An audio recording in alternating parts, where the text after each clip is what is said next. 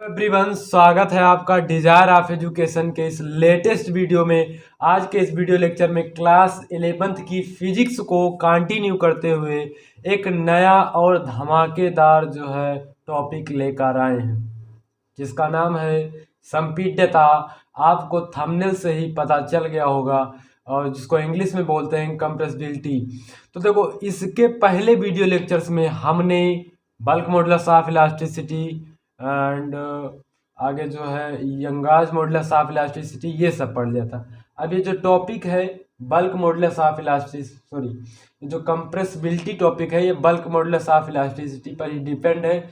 So that's why इसको भी हमको क्या करना था, मतलब इसका भी जो डिस्कशन करना था। बहुत ही अच्छा टॉपिक है। इस वीडियो लेक्चर में हम कंप्रेसिबिलिटी क्या होती है इसको ही पढ़ेंगे, और ये भी जानेंगे कि किन वस्तुओं का कंप्रेसिबिलिटी जो है अधिक होता है ना। कौन सी वस्तुएं में होती है, अर्थात किससे मिलकर बनी होती है, जिनका कंप्रेसिबिलिटी अधिक होता है। तो वीडियो को देर न करते हुए स्टार्ट करते हैं। वीडियो जो है, अगर चैनल पर आप नए आए हैं तो चैनल को सब्सक्राइब करें और ज़्यादा से ज़्यादा लोगों तक शेयर करें, और बेल आइकन को भी प्रेस कर दें और जिससे आपको न्यू वीडियोज़ के अपडेट्स मिलते रहें। तो चलिए वीडियो को स्टार्ट करते हैं। कंप्रेसिबिलिटी, देखिए कंप्रेसिबिलिटी मतलब कंप्रेस का शाब्दिक अर्थ क्या है। देखिए कंप्रेस का शाब्दिक अर्थ, अगर कंप्रेस में प्रेस लगाएं डायरेक्ट तो क्या होता है, मतलब कंप्रेस का शाब्दिक अर्थ दबाना होता है। किसी वस्तु को दबाने की क्षमता ही संपीड्यता कहलाती है। अर्थात किसी वस्तु, कोई वस्तु है, उसको दबाकर उसके आयतन में मतलब चेंजेस ला दें, तब वह वस्तु संपीड्य हो जाती है, उसकी आयतन में कमी ले आए, है ना। किसी वस्तु पर बाह्य आरोपित बल लगाकर, उसके मान लो ये गेंद है, इस पर कोई बाह्य आरोपित बल लगाकर इसके आयतन में क्या करते हैं, हम कमी ला दें, है ना। इसके आयतन में हम कमी ला दें, तब कहेंगे यह वस्तु क्या हो गई, संपीड्य हो गई, या कह सकते हैं यह वस्तु सिकुड़ गई, है ना। तो इसी को बोलते हैं संपीड्यता। यही क्या हो गया, संपीड्यता। मतलब किसी वस्तु पर, अब ये तो जनरली सामान्य बोलचाल की भाषा की डिफिनीशन बता रहे हैं, और तो जो आपके चैप्टर की मतलब ठोसों के आंतरिक गुण जो है, मैकेनिकल प्रॉपर्टीज ऑफ सॉलिड्स, ये इस चैप्टर के अकॉर्डिंग जो डिफिनीशन वो दूसरी है। अर्थात अगर सिंपल लैंग्वेज में, अगर अपने रिलेटेड से फिजिक्स को रियलाइज करके सीखेंगे, तो कंप्रेसिबिलिटी के शाब्दिक अर्थ है किसी वस्तु पर बाह्य बल लगाकर उसको दबाना, उसके आकार में चेंजेस लाना, उसके आयतन में जो है चेंजेस लाना, है ना। ये जो आयतन होता है, ये प्रसार गुणांक का व्युत्क्रम होता है। अब जो है फिजिक्स के लैंग्वेज की जो डिफिनीशन है, वो क्या कहती है कि अगर जो कंप्रेसिबिलिटी है वो डिपेंड होती है बल्क मॉडुलस ऑफ इलास्टिसिटी, अर्थात आयतन प्रत्यास्थता गुणांक पर। तो जो कंप्रेसिबिलिटी है, वो उसकी डिफिनीशन क्या है फिजिक्स के लैंग्वेज में, कि किसी जो है प्रत्यास्थता की सीमा के भीतर किसी वस्तु का आयतन प्रत्यास्थता गुणांक जो होता है वो व्युत्क्रम होता है। मतलब किसी वस्तु का आयतन प्रत्यास्थता गुणांक जब व्युत्क्रम होता है, उसको ही संपीड्यता कहते हैं। ये हो गई इसकी डिफिनीशन। बात क्लियर है ना, कि किसी पदार्थ के आयतन प्रत्यास्थता गुणांक, कोई पदार्थ है उसके आयतन प्रत्यास्थता गुणांक का व्युत्क्रम ही संपीड्यता कहलाता है। अब देखो, संपीड्यता मतलब डिफिनीशन अगर लिखा चाहे इसकी, तो प्रत्यास्थता की सीमा के भीतर, प्रत्यास्थता की सीमा के भीतर किसी पदार्थ के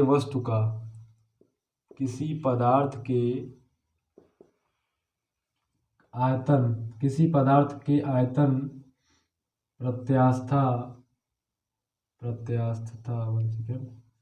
प्रत्यास्थता गुणांक का व्युत्क्रम क्या कहलाता है, संपीड्यता कहलाता है। अर्थात कंप्रेसिबिलिटी कहलाता है। किसी भी पदार्थ के आयतन गुणांक का व्युत्क्रम ही संपीड्यता कहलाता है। अब जनरली संपीड्यता को किससे डिनोट करते हैं, तो बीटा से डिनोट करते हैं। किससे, बीटा से। कैसे बनता है भैया, बीटा से डिनोट करते हैं। बात क्लियर है। तो जो बीटा हो गया, बीटा जो हो गया वो व्युत्क्रम हो, मतलब किसके, मतलब आयतन, किसी वस्तु के आयतन प्रत्यास्थता गुणांक का व्युत्क्रम होता है, अर्थात आयतन प्रत्यास्थता गुणांक, आयतन प्रत्यास्थता गुणांक का जो व्युत्क्रम होता है वही क्या होता है, संपीड्यता। संपीड्यता क्या होता है, किसी वस्तु का जब आयतन प्रत्यास्थता गुणांक व्युत्क्रम हो जाता है तो उसे संपीड्यता कहते हैं। यही इसकी डिफिनीशन है कि किसी पदार्थ के आयतन प्रत्यास्थता गुणांक के व्युत्क्रम को, किसी पदार्थ के आयतन प्रत्यास्थता गुणांक के व्युत्क्रम को उस पदार्थ का संपीड्यता कहते हैं। अब देखो बीटा, अब हम जानते हैं ये बीटा है भैया, कि जो आयतन प्रत्यास्थता गुणांक को हम किससे डिनोट करते हैं, बी से, बल्क मॉडुलस ऑफ इलास्टिसिटी। अब बी जो होता है बल्क मॉडुलस ऑफ इलास्टिसिटी, वो इक्वल होता है, हमने अगले वीडियो लेक्चर में ही बताया था कि minus P V upon delta B. तो मैं यहाँ पर P V upon delta B की वैल्यू रखता हूँ, beta is equal to minus P V upon delta B. अभी ऊपर चला जाएगा तो यहाँ से जो बीटा इजक्वल टू आ जाएगा minus delta B upon P V, ये हो जाएगा इसका सूत्र, इसका हो जाएगा सूत्र। बात क्लियर है। अब बात करें इसकी बीमा क्या होती है, तो इसकी बीमा अर्थात इसका जो मात्रक, इसका मात्रक जो होता है वो मीटर स्क्वायर न्यूटन होता है। क्या होता है, metre square newton, metre square प्रति न्यूटन।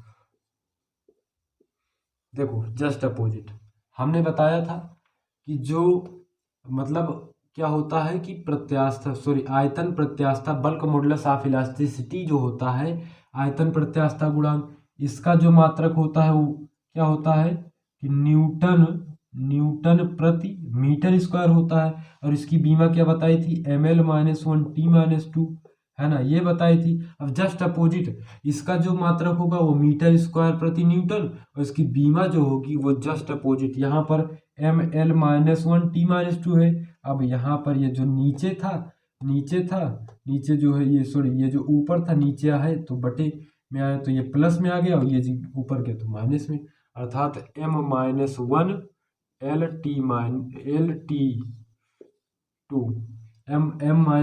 LT2 L की पावर 1 T की पावर 2, ये हो जाएगी इसकी बीमा।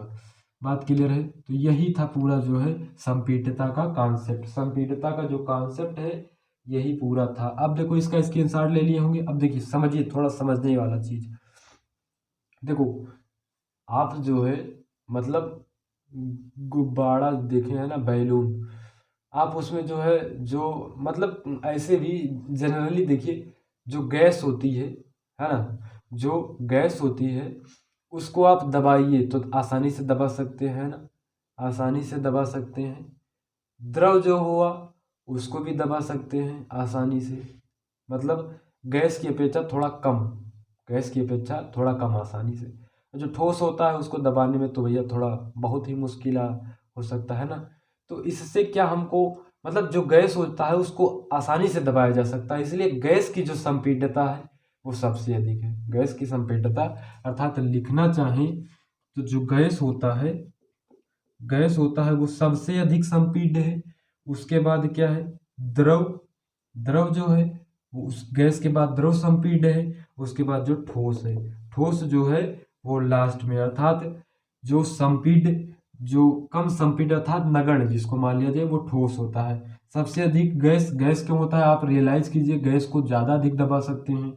द्रव लिक्विड वाटर हो गया, वाटर को आप कम दबा सकते हैं ना, थोड़ा मुश्किल हो जाएगा, अर्थात ठोस से अधिक दबा सकते हैं पर गैस से कम दबा सकते हैं।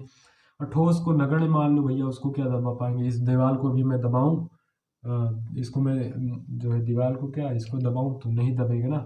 तो ये था इसका कॉन्सेप्ट कि कौन से पदार्थ जो है अधिक संपीड्य होते हैं। बात क्लियर है।